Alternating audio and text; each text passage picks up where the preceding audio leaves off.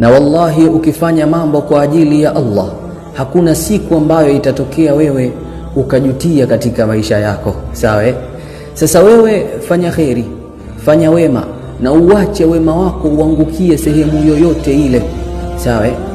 Kwa sababu ikitokea wema wako umeangukia kwa watu wanaostahili wema huo, basi wao ndio wanaostahili wema huo.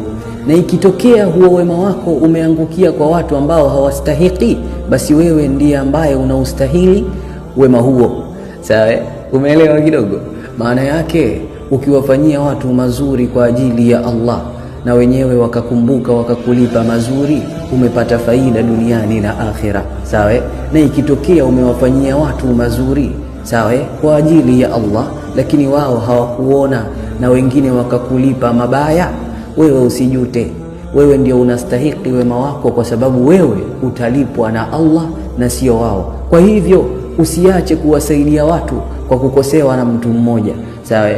Kwa kuwa mtu mmoja hakuona wema wako, hapana, wewe ni mtu mzuri. Endelea kuwasaidia watu, endelea kuwanyanyua watu, na Allah atazidi kukufungulia ukitafuta radhi zake Allah. Sawa?